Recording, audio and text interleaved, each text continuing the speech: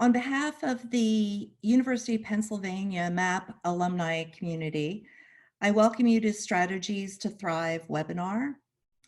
Natalia Pestalozzi is assisting me today. She'll be monitoring the chat if you should have any problems or questions. There will be ample time to answer content questions when the presentation is complete. If you have questions during the presentation, you can put those questions in the chat and Natalia will ask them for you at the end, or you can write them down and ask them yourself at that time. This presentation will be recorded, so if you can't capture the information on the slides, you can watch it again, or you can email me for the information you missed. My contact details will be on the final slide, including my website and my Facebook and Instagram pages.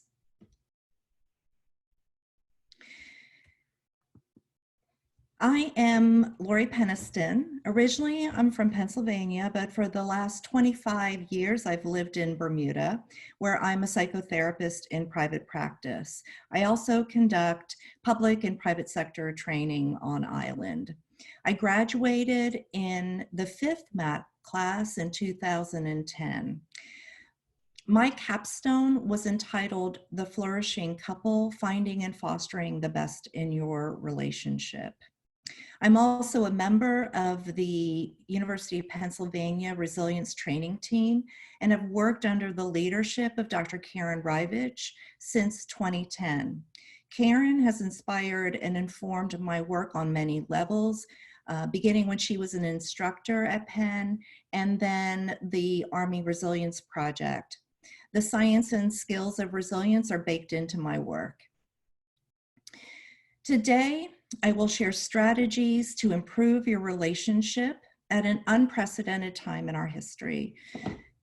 You know, although this might sound counterintuitive, change, challenge, and adversity inspire adaptation and growth.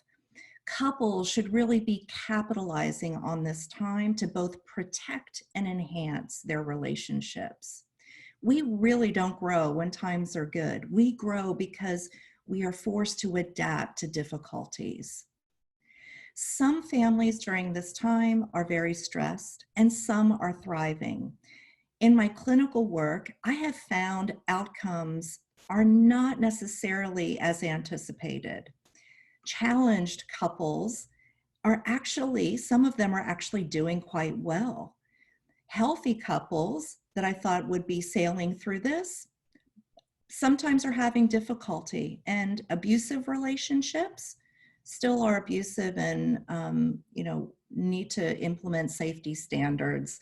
It's tough, but there is little predictability on how people are managing, which adds to the ambiguity and the uncertainty of the times that we find ourselves in. Some people are separated from their partners. This is very difficult. However, many of the strategies that I'm going to share can be adapted for virtual communication. And also, if you don't have a significant other, some of these skills can be applied to your other relationships.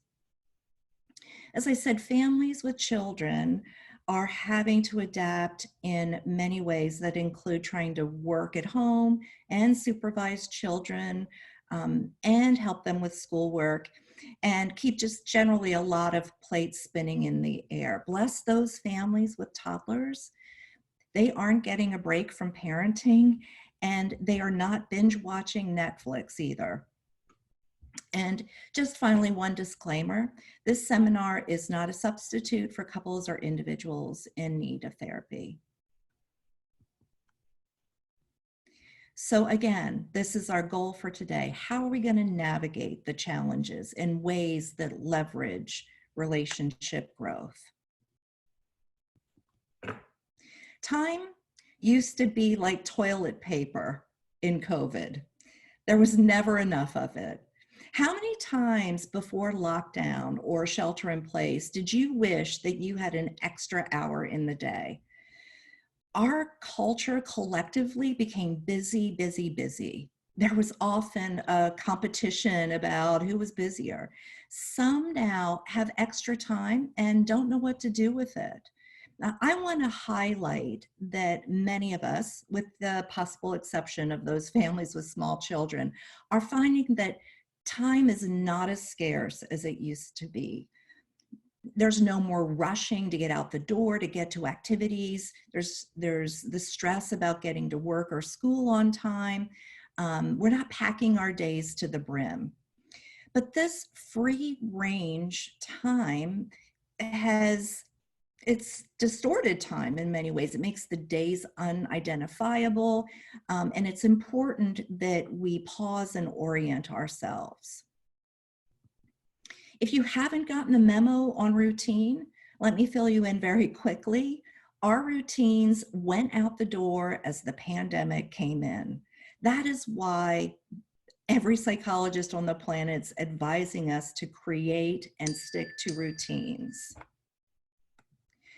Our brains are off autopilot and they don't like it because brains need structure. But this combination, time and disrupted routines, creates an opportunity. Now we have time and we need to deploy this time productively. We need to be thoughtful, we need to be intentional regarding how we construct our routines. And this seminar is about how we build in and capitalize on our time with each other to create the relationships that we want.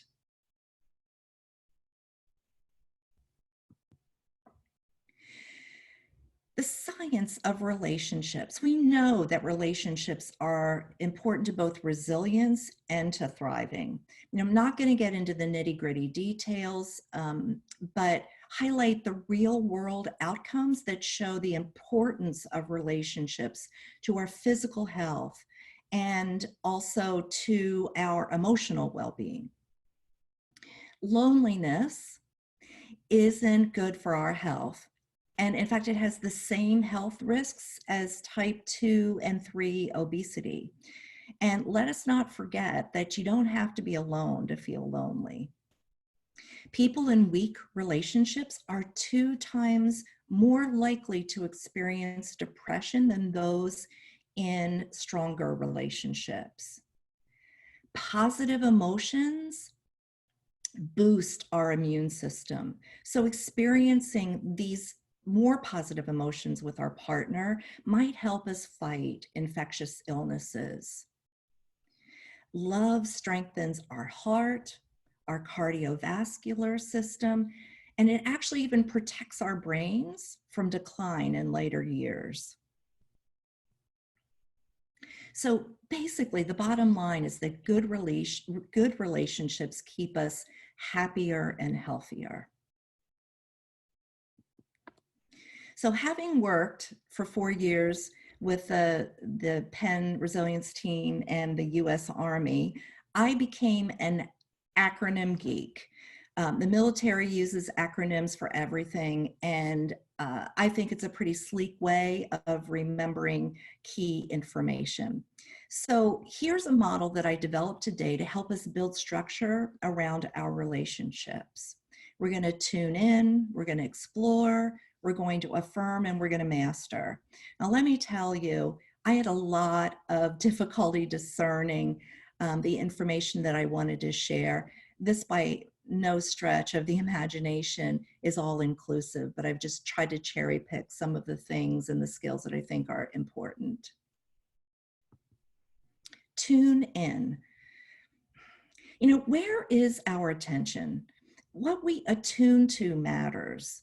We need to be able to accept the good, the bad, and the ugly in our partners, but what we focus on has a huge impact on our satisfaction with our relationship.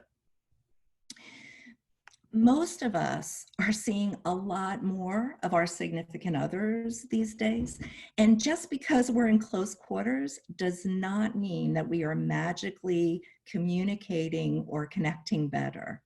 It's a really stressful time. And our innate negativity bias, and the negativity bias is that thing that helps us scan the environment for danger. It's very much part of a survival mechanism. And our negativity bias these days is quite robust. Sometimes those quirks of our partner are getting amplified. It's like looking at something under a microscope. And then a thing called our confirmation bias kicks in. The confirmation bias helps us collect data to strengthen a belief that we have, or strengthen that belief on just how much those quirks are annoying us. For example, if I believe that my partner is a pack rat, my confirmation bias makes it so that I keep track of every single one of his possessions so that my belief becomes a fact in my head. Also, those issues that just might have been under the surface are bubbling up and they're hard to contain. So intentional observation is really about, we are getting a window into what our partners do at work and at home.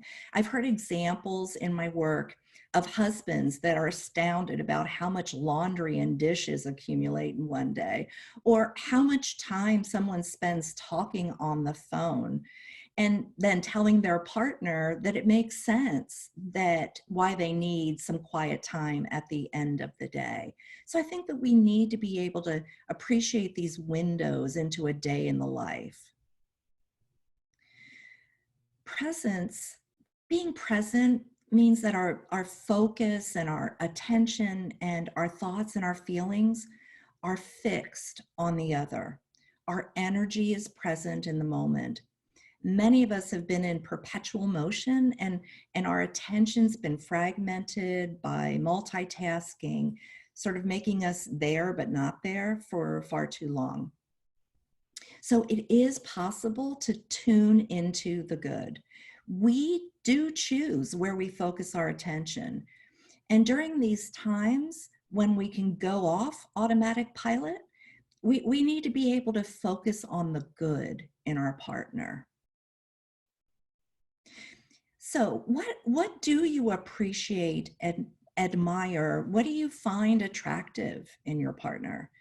Taking the time to actually identify those qualities or strengths or traits of the other person can set us up to actually attune to those qualities and then shine the light on them when you see them in real time. And this does something remarkable. It creates validation for the other person. And I think validation is a basic need that we all have. It says, I see you, I get you, I celebrate you. Just like plants need light to grow into, our partners grow when the light illuminates them. For example, my husband, Bill, is very creative and very resourceful. And when I see him and I see those qualities in him in action, he'll be fixing something and I tell him, that's my MacGyver, superhero, because he can absolutely fix anything with ordinary resources. But that's how I shine the light on him. So there's a number of ways that you can intentionally identify the qualities you love in your partner.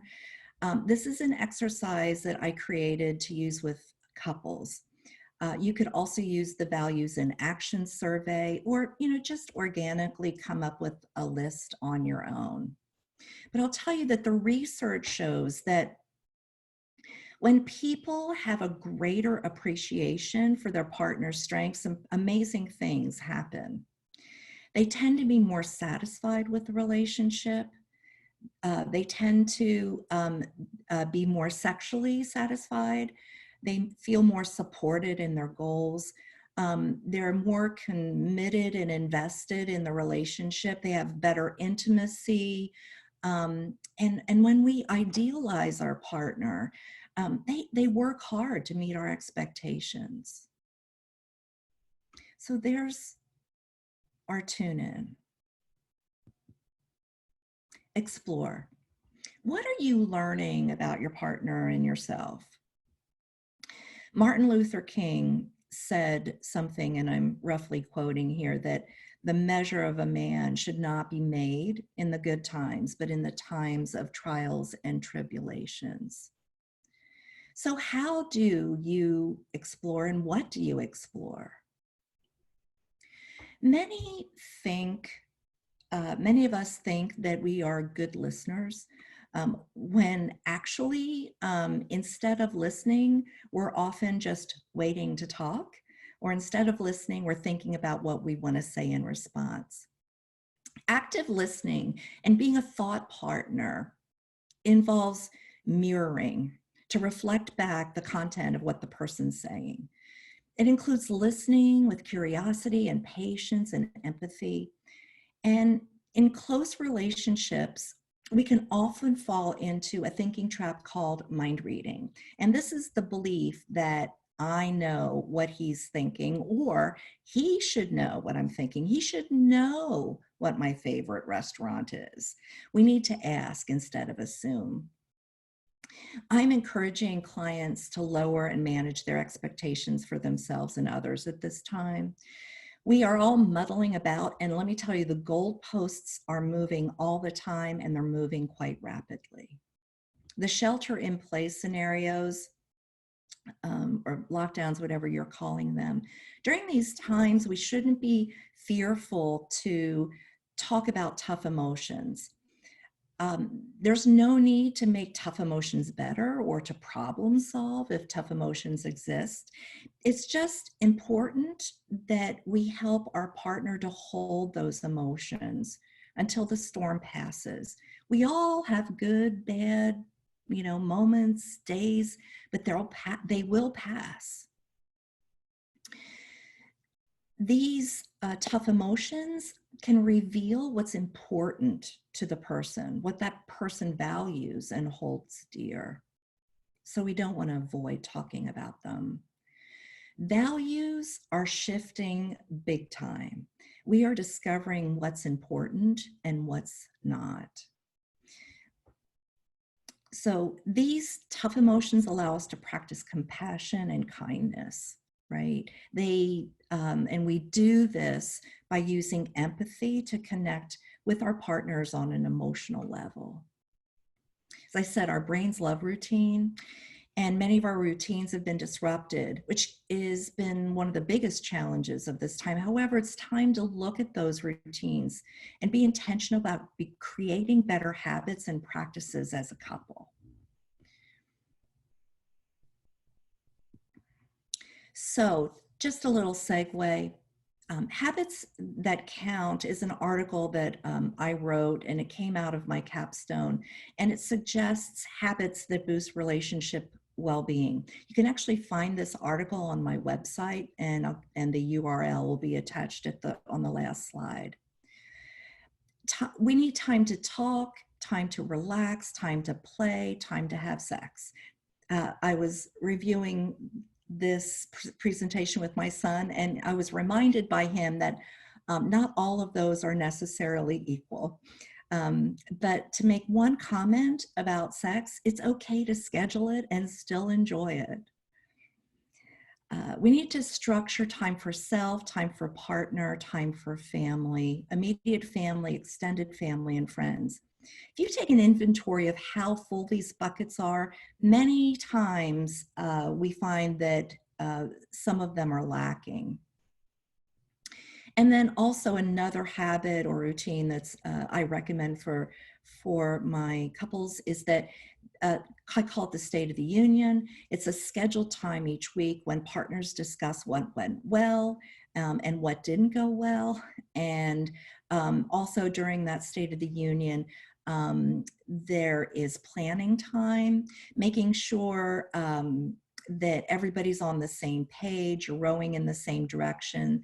And you can also have planning time to make sure that those buckets for self, partner, and family are being filled. You might even include free-range discussions during that time that can be inspired by questions that I'm actually going to share. Questions that promote intimacy. Into me see, includes a deep understanding about our partner. And here are some examples that promote exploration. So again, you're not going to have time to write these down, but you can get them from the recording or you can email me.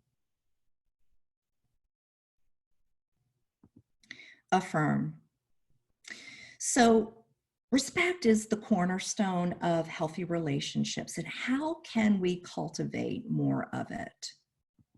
When I ask couples in session to write down how they want to be loved by their partner, most draw a blank. So now is the time to think about what we want our partner to do or to say that's going to make us feel loved and cared for. This may have changed over time, or it has to be adjusted during shelter in place. For example, I love to go to dinner with Bill. He's a great cook, but I'd love to just have him enjoy the meal and get a chance to sit with him and talk. I can't do that right now. So we've got to be flexible and find other ways. Boundaries are important at all times, but when personal space is at a premium, we need to make sure that our time for self bucket also gets filled. Everyone needs a place to retreat to be alone, to reset. We also need to express what is okay and what isn't okay. That's how we establish boundaries. For example, it's okay for you to come into the bedroom if I'm working there, but it's not okay to send the kids in there during work time to ask questions. It's just an example. A North Star statement keeps us focused and on the path toward a purpose or a passion. Couples can create North Star statements for the relationship, and whether it's to maintain focus on a common goal or to navigate through this or another tough patch, or to bolster their commitment to each other, the North Star benefits couples by creating mutual meaning and purpose. And you can find an article on how to construct a North Star statement on my website. Assertiveness is difficult for lots of people. However difficult it might be, it's important to set boundaries and to ask for what you need. Every therapist encourages couples to use these sentence starters. I feel to express their emotions, and I need to express what they're looking for. What sets relationships up for success? What do thriving couples do differently? What can we do to promote and cultivate growth in our relationship? In my clinical work and experience, some individuals can be threatened if their partner wants to grow. They think that their partner will grow beyond or away from them. But the research says that if a partner is helping you to become a better person, you actually become happier and more satisfied in the relationship. And it increases relationship commitment and satisfaction. We actually thrive in relationships where our partner works to support our growth, and vice versa. As our partner continues to grow, so do we. It's a mutually beneficial, rewarding dynamic. In my clinical work, when a couple is galvanized around a common goal, their team develops. And their team develops a thing called agency and strength. These goals can take many forms. And this is why the North Star is important, because it helps you to solidify a goal. But a couple also becomes allies when they have a common enemy, whether that be the school or a boss or an annoying neighbor. I'm sure that a lot of you have seen this in your own relationships. It's like the don't mess with us mentality. couples really need a common goal. And disagreements are absolutely inevitable in relationships. However, how do we keep those disagreements safe? And, how do we move through them and grow from them? It's important to exercise self-regulation and self-control to make conflicts productive. One suggestion that I make for couples is that they use a container called the hot pot. Now, the hot pot could be a jar or just some sort of vessel. And if something is bothering you and you find your physiology is up or you're highly emotional about it, write it down on a piece of paper and put it into the hot pot for later discussion. Take a break. Maybe you need to calm down. Maybe you need to find ways to self-soothe just to sort of bring you back. So this hot pot is classic compartmentalization, and it can do a couple of things. One, it can help us let it go temporarily, so that we don't get a backache from carrying that grudge around. And also, it doesn't boil over into other interactions, and it doesn't boil over into our the way we're interacting with other people. And then a good time to unpack that hot pot is during that State of the Union meeting. And basically how it works is that whoever put that slip of paper in there takes it out, has a look at it. Now, that person can decide if it's still worth addressing, and most likely just that time they will approach the issue with a better controlled mindset. Hopefully makes that discussion more productive. How do you repair after an argument, after a misunderstanding or a mistake's made?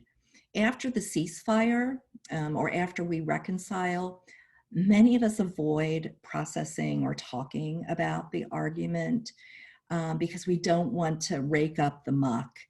We don't want to open that can of worms again. And this is a missed opportunity for growth.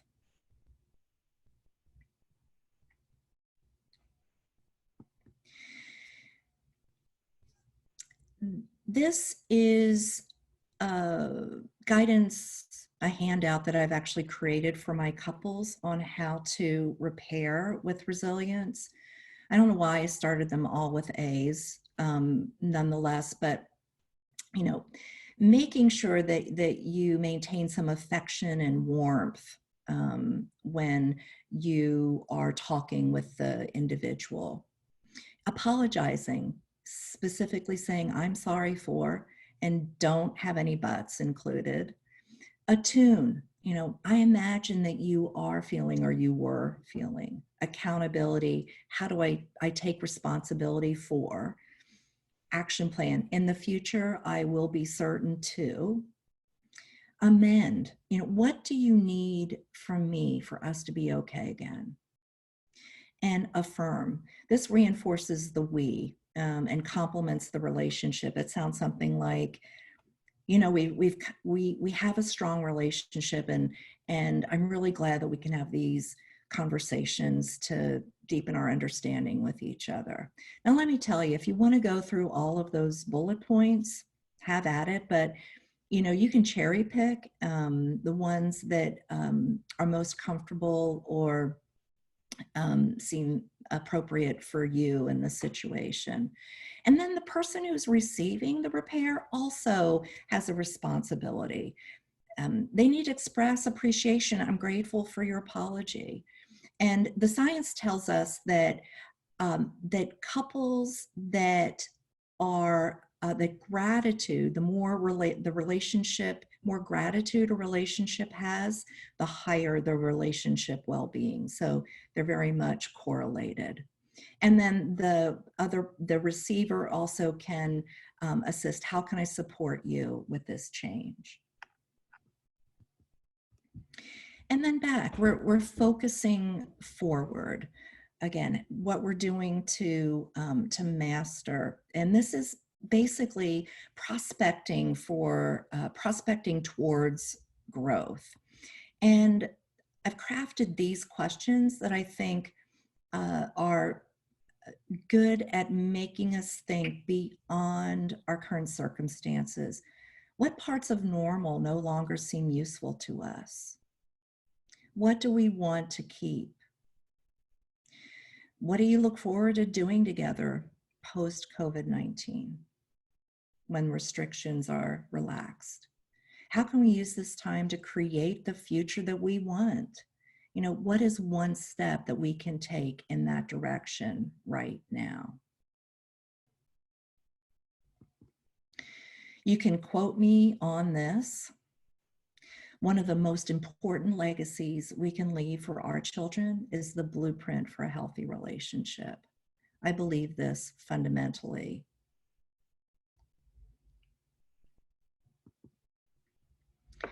So now's the time for questions. And again, here's my contact information, my URL for the website, email address.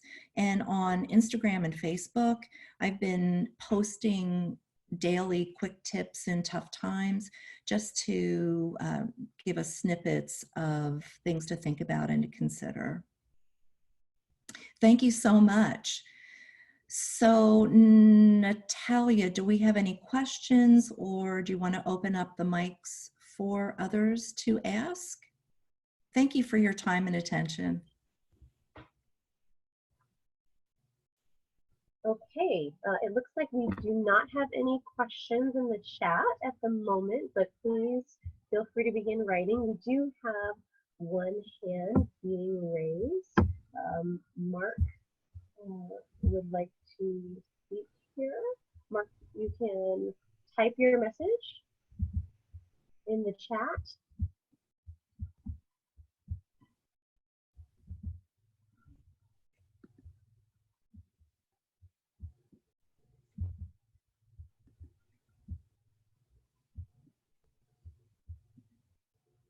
Can you unmute him? No, I just have the option to allow to chat with Mark. Okay.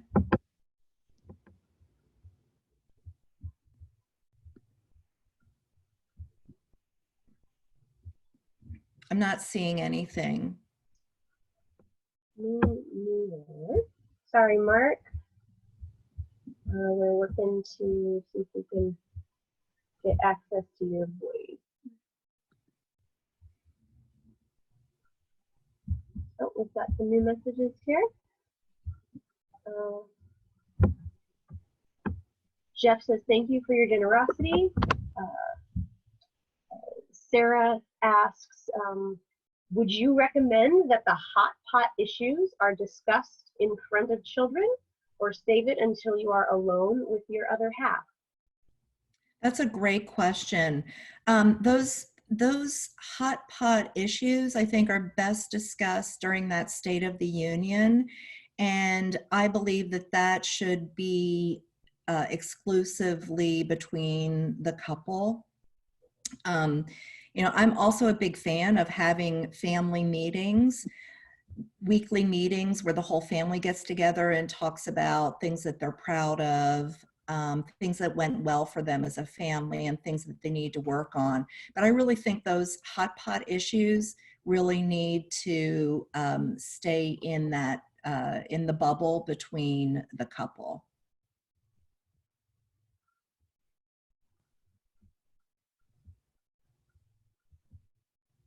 I might add a caveat that if there is, if part of that State of the Union and they unpack the hot pocket, the hot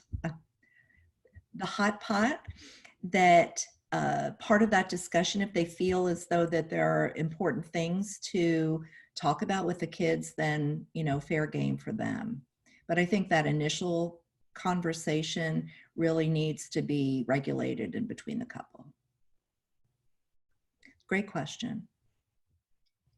We have another question from Mary Jane.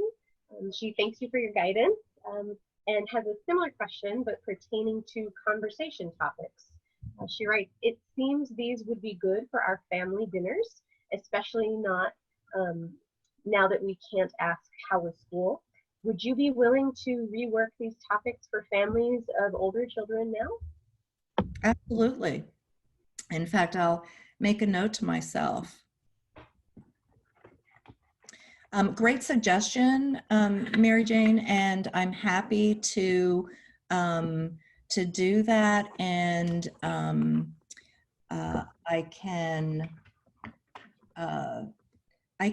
actually, I think I can access everyone's email address. I'm happy to send that out to everyone, or I can just send that to you. But great suggestion.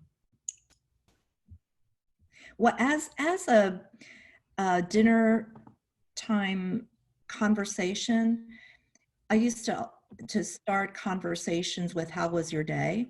And I think by intentionally saying to open up a discussion, tell me about the best part of your day, or tell me something today that you were really proud of, starting asking open questions that are sort of leaning towards the positive tends to be a general guidance.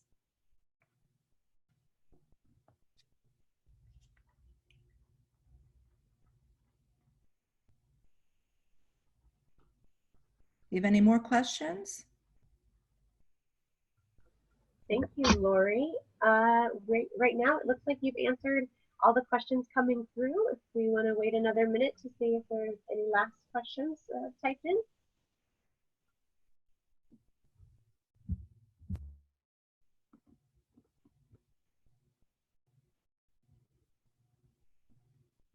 Maybe I can ask questions of the participants.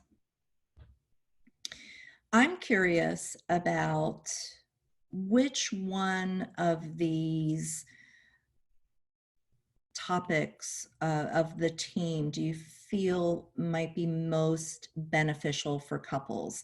This is all new content that I presented today. So I'm curious, for those that heard the presentation, what content particularly resonated with them?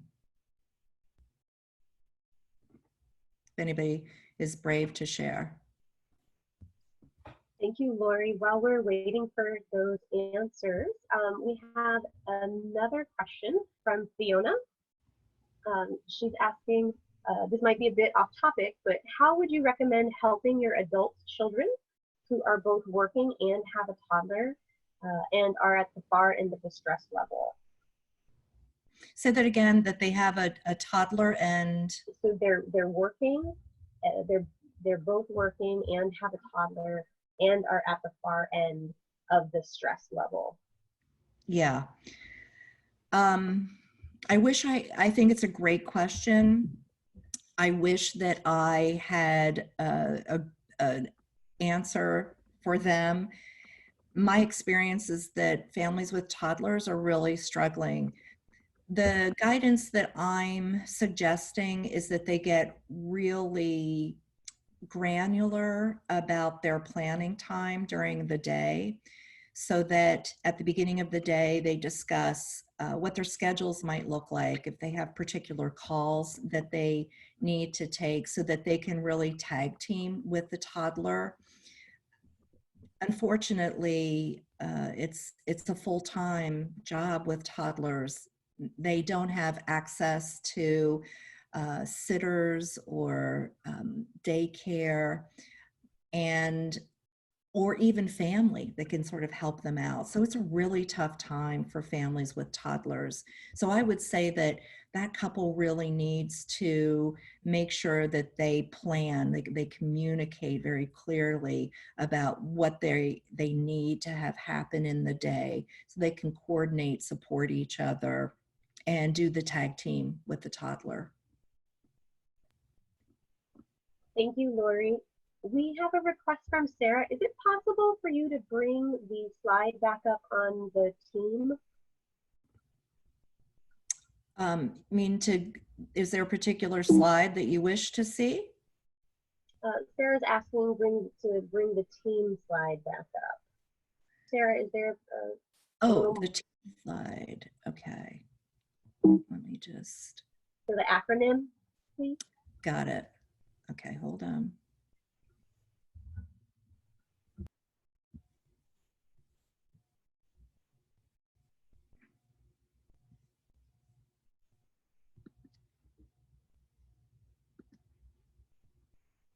That's the one? Lori, if you could share your view again, please. Okay, sorry.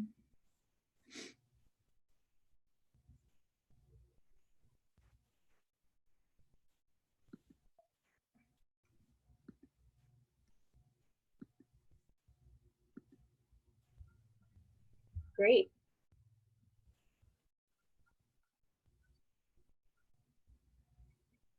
This is only the second webinar that I have ever done, and it's the first time using Zoom. So it's been a learning experience.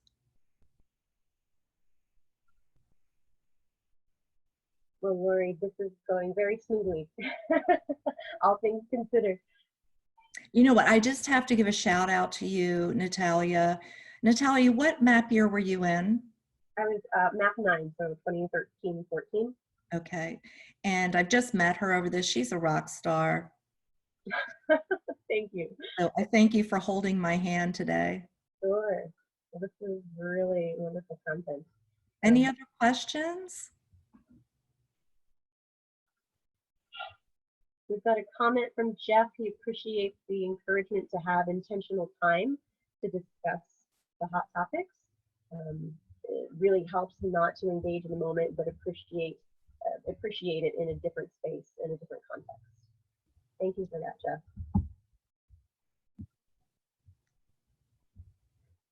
Okay, I do not see any new questions. And again, sorry, Mark, that we were not able to unmute you. I'd love to talk to everyone, actually. That's the only challenge with webinars, is not having the interaction. I love interacting with an audience. Okay. Lori, we just have one more question here to Christina.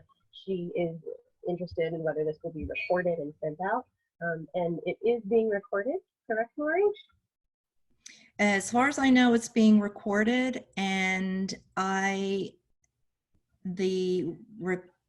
how you signed up for this webinar, in the selection, that at the bottom of that selection page, there will be access to the YouTube videos.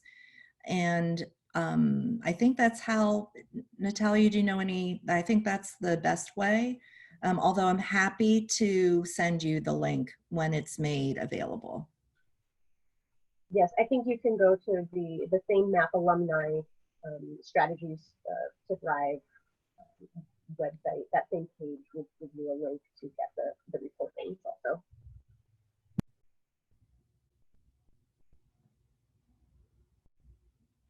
Okay, so I appreciate your time and spending your Sunday afternoon with me. I hope you all stay well, stay connected, and really encourage you to,